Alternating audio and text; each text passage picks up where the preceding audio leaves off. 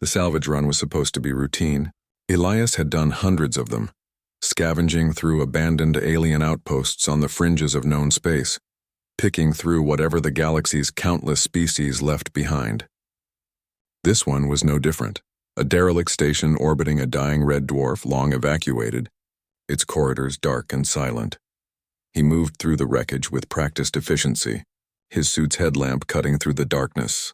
Metal groaned around him, the station's skeleton protesting its slow death. His scanner beeped softly, indicating trace elements worth collecting. Nothing valuable, but enough to make the trip worthwhile. Then he heard it. A sound so faint he almost dismissed it as his imagination. A whisper, barely audible through his helmet's audio pickups. Elias froze, his hand instinctively moving to the plasma cutter at his belt. Out here, sounds meant danger. Malfunctioning systems, unstable structures, or worse, pirates who used derelicts as ambush points. But this wasn't mechanical. It was organic. Hello? His voice echoed through the empty corridor. Nothing responded. He waited, counting his heartbeats, ready to dismiss it and move on. Then it came again, clearer this time, trembling through the comm system like a ghost. Daddy. Elias's blood ran cold. That word, spoken in perfect standard human, shouldn't exist here. This station belonged to the Krell Dominion, a reptilian species that had abandoned this sector decades ago after their star went critical. No human had ever set foot here before him. He followed the sound, his salvage mission forgotten. The whisper grew stronger, more desperate, pulling him deeper into the station's heart. His scanner detected a faint biosignature ahead, weak, flickering, dying. The corridor opened into what must have been a waste disposal area. Trash and debris floated in the zero-gravity zone, discarded remnants of a civilization that had fled. And there, tangled among the refuse, was a sack, industrial gray, tied shut, drifting slowly toward the ejection port. The biosignature was coming from inside. Elias didn't think. He launched himself across the chamber, catching the sack before it could be jettisoned into the void. The material was rough, designed for bulk waste, nothing more. His hands trembled as he untied the knot. Inside was a child. No, not quite a child. The creature was small, no larger than a human infant, but its skin shimmered with iridescent scales that shifted from deep purple to silver in his headlamp's glow. 3 eyes, arranged in a triangular pattern, blinked up at him, filled with tears that defied the zero gravity. Clinging to the tiny face, delicate antennae crowned its head, twitching weakly. A Krell infant. But the Krell didn't abandon their young. They were known throughout the galaxy for their fierce familial bonds, their complicated clan structures. This didn't make sense. The baby's mouth opened, revealing no teeth, only a soft ridge of cartilage. And from that alien throat came a sound that shattered every expectation. Daddy. Elias stared, unable to process what he was hearing. The infant, Nara, he would later learn from the identification chip embedded beneath her skin, shouldn't be able to speak at all, let alone in his language. Krell communication relied on pheromones and low-frequency vibrations, not vocalization, but here she was, calling to him in perfect, heartbreaking clarity.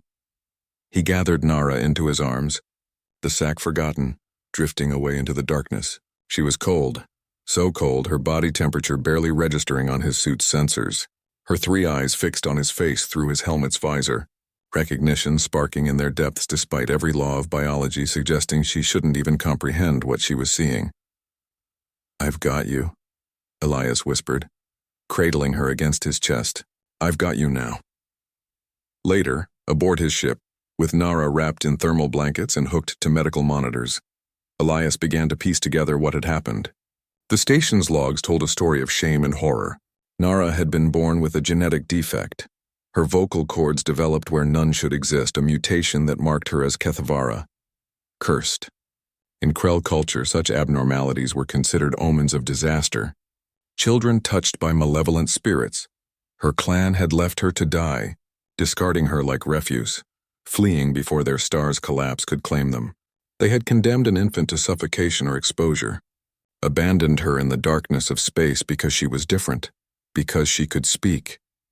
The irony wasn't lost on Elias. Humanity had nearly destroyed itself over such prejudices centuries ago. They had learned painfully That difference wasn't weakness, it was strength. That the galaxy's diversity was its greatest asset, not its greatest threat. Nara stirred in her medical cradle, her antennae quivering. Her eyes found him immediately, tracking his movement with an intelligence that belied her age. She reached out one tiny three-fingered hand. "Daddy," she said again. The word no longer a desperate cry, but a statement of fact, of choice. Elias took her hand in his, marveling at how her scales felt against his skin, smooth and warm now, catching the light like opals. The galaxy was vast and often cruel, filled with species that clung to their prejudices, their ancient fears. But humanity had learned something in their long, bloody climb from the caves of Earth to the stars. They had learned that family wasn't about biology. It was about choice, about who you saved when the universe said let them die, about who you held close when the darkness pressed in. "Yeah," Elias said softly, his voice thick with emotion. "Yeah, Nara, Daddy's here." Outside the viewport, the dying star burned its last, painting the cosmos in shades of crimson and gold. But inside the small salvage ship, a new light kindled, a bond forged not in blood or species, but in the simple, profound act of refusing to look away from suffering. The Krell had called her cursed. They had thrown her away like garbage, convinced her difference made her less. But they were wrong. Nara's voice, that miraculous, impossible voice, wasn't a curse. It was a bridge, a connection across the vast gulf between species. And in choosing to reach across that gulf, in choosing to answer when she called him Daddy, Elias had done what humans did best. He had defied the odds, rejected cruelty, and proved once again why humanity, despite all their flaws, deserved their place among the stars. Because when the galaxy said abandon, humans said adopt. When the universe whispered let them die, humans shouted not today. And in the end, that made all the difference.